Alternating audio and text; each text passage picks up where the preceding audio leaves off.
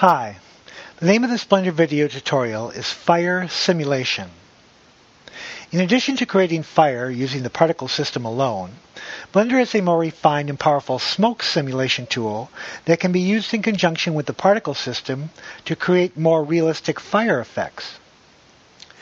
This is part of a series of video tutorials that focus on common settings and techniques used in implementing Blender particle effects. The settings and techniques demonstrated here are by no means definitive. There are many different approaches to using Blender particles and thousands of individual settings. Use this tutorial as an introduction to further exploration of the Blender particle effects. To demonstrate the Blender fire simulation, I've modeled a simple campfire scene consisting of 3 logs surrounded by a number of rocks. This is much the same setup that I used for the fire particles tutorial. The scene is lighted by a point lamp, colored red, and reduced to a small circle surrounding the rocks. I have set the timeline animation to 100 frames. One of the logs is created from a cube object that has been scaled and loop divided to create a number of faces. I will use this object as the particle emitter for the fire simulation, and I have named this object EMG-Cube. Now you can use any object as the emitter object for a fire simulation. I used this loop-divided cube because the effect looked better than when I tested it using a cylindrical type emitter. Blender's fire simulation uses a Blender particles emitter only as an initial setup for the fire simulation. I will select the EMG-Cube object and go to the Particles editor, press the plus sign, and create a particle system. I'll set the number of particles very high, to 8,000. Fire simulation generally requires more initial particles than might be used in a regular fire particle effect. I'll set the end to 100, which is the number of frames in my animation. I will set the lifetime to 1.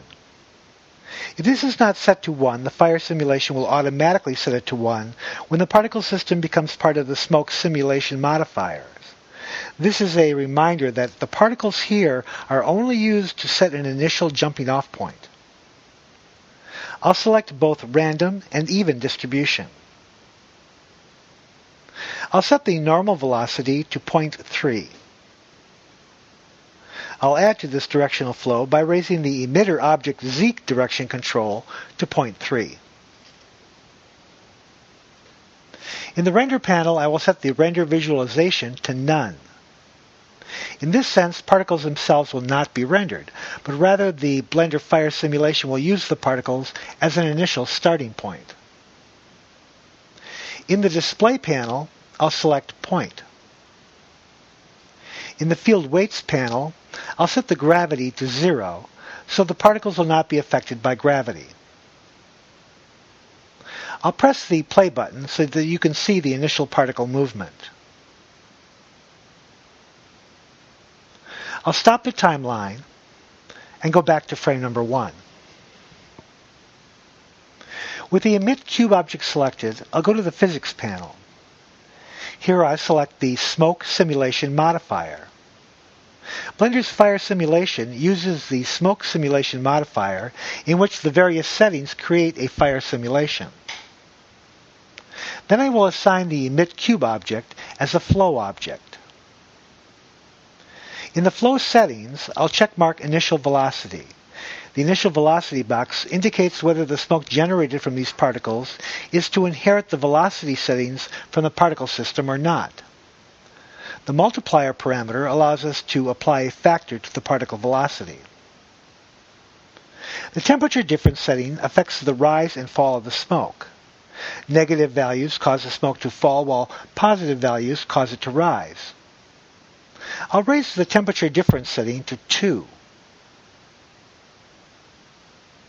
The Blender smoke simulation requires a domain, that is, a physical 3D space in which to express and confine the smoke simulation. Now often this is a simple cube object. And I've added a cube object to this scene, and I've named it the object Domain Cube.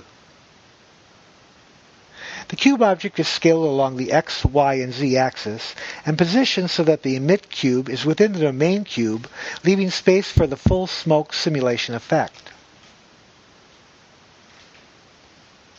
The entire smoke simulation will be confined to this cube space. With the domain cube selected, I will go to the Physics panel and click on the Smoke Simulation button. Here I will assign the object to the simulation as a domain object. I'll go back to the plane emitter and press the play button. The smoke simulation creates a dense smoke effect within the confines of the domain cube object.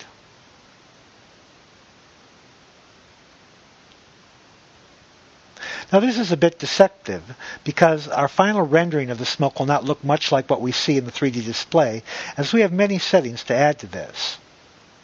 I'll stop the animation and go back to the domain cube. In the physics settings, I will set the divisions to 64. This is a resolution setting. The higher the number, the more resolution, but also the more taxing on your computer's memory. The density setting affects generally how fast the smoke rises. The default setting results in a quite naturally rising smoke, so I'll leave the default setting. The temperature difference controller, like the one we saw in the flow settings, is another control of how fast or slow the smoke rises or falls. I'll leave the default settings. The vorticity controller affects the amount of turbulence within the smoke and has a default value of 2. This can be varied between 0.1 and 4, but I'll leave the default settings. Selecting the dissolve option makes the smoke fade and disappear after a specified period of time. This time is set in the time box. I'll checkmark the dissolve box and set the number to 10. Now this is an arbitrary time scale. The slow option makes the smoke dissolve based on the log scale. It will dissolve quickly at first, but then slow down over time. I will then checkmark Smoke High Resolution. This resolution setting adds more detail to the smoke simulation. I'll set the divisions to 2. For the noise method, I will select FFT. According to what little documentation there is on this fire simulation, FFT is the preferred noise method for fire. I'll open up the cache panel. I'll then press the play button on the timeline.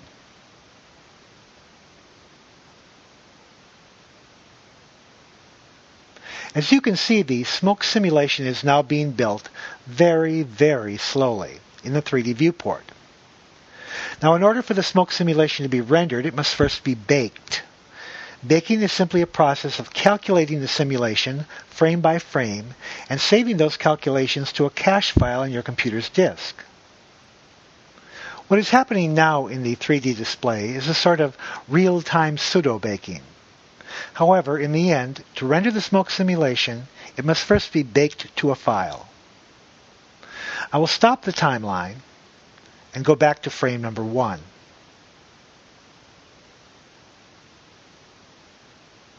In the cache panel, I'll set the end of the caching to frame number 100, the length of my animation. I will then click on the Bake button in the cache panel. This begins the process of baking the smoke simulation to a cache file. This process requires a lot of time. This particular smoke simulation takes about 15 minutes to bake. Therefore, I will pause this video tutorial until the baking is complete.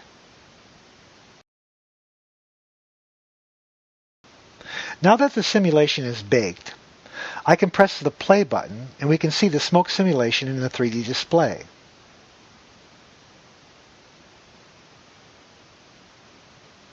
Note in the Domain Cube Physics panel, most of the settings are grayed out.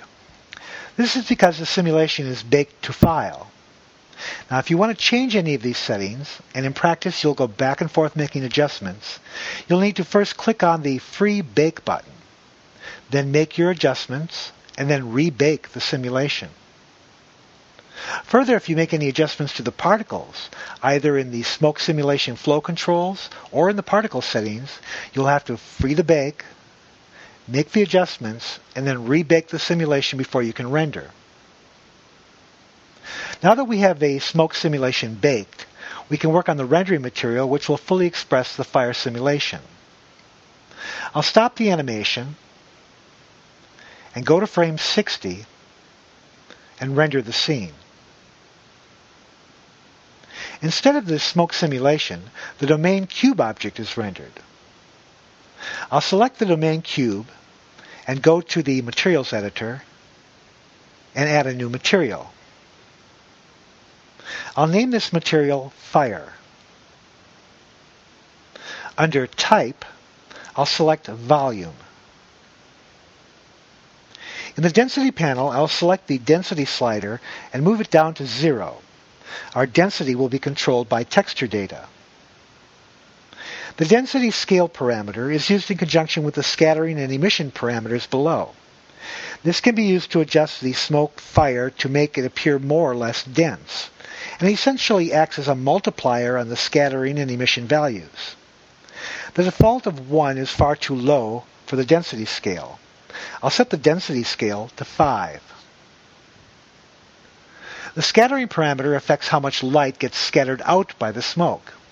Increasing this value causes more light to be scattered, meaning there is less penetration. I'll set the scattering to 0.5.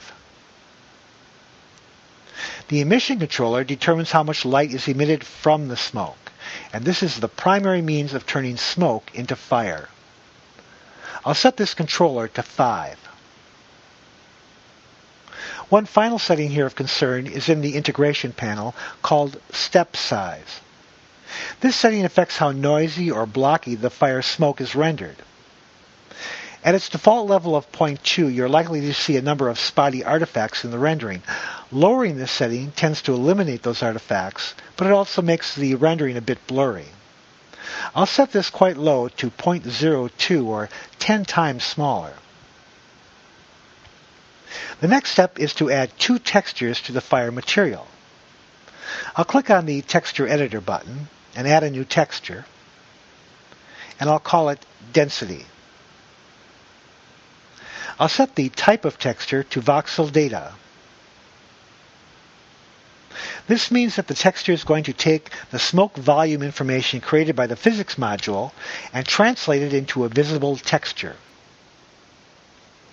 In the voxel data panel, I'll click on the domain object box and select the domain cube object. In the influence panel, I will uncheck emissions and checkmark density. Now the volume information as translated by the voxel data texture will be applied to the density of the domain cube. I'll then select a second texture channel and add a new texture. I'll name this texture Emit. I'll set the type of texture to voxel data. And in the voxel data panel, I'll click the domain object box and select the domain cube object. In the influence panel, I'll leave emissions color checked, but I'll also checkmark emission. I'll change the blend from mix to multiply. This will express the fire effect's colors and emissions glow. I next need to set the emissions colors. To do this, I will checkmark the ramp checkbox in the colors panel. I'll click the Add button twice to add 2 new color markers to the color ramp. I'll select the leftmost marker and click the color swatch. Here, I'll set the alpha to full and adjust the color to a dark red. Red at 0.467, green and blue to 0. I'll select the right new marker and click on the color swatch. Here I will set the alpha to full and adjust the colors to a golden yellow. Red at 0.940, green to 0.5, and blue to 0.035. Now the position of these two markers on the color ramp determine how much of the rendered volume will appear as fire and how much as smoke. The closer the color markers are to the left of the ramp, the more fire. The closer they are to the right of the ramp, the more smoke. Now I'll set these fairly close to the left, creating more fire than smoke.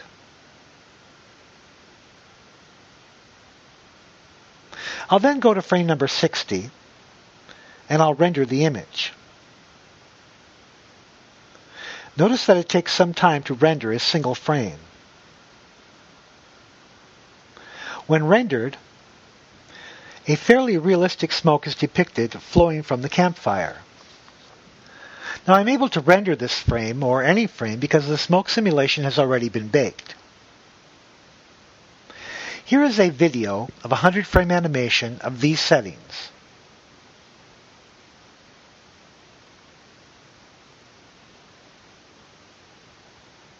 Blender's fire simulation works quite well, although it takes some time to set up and to refine.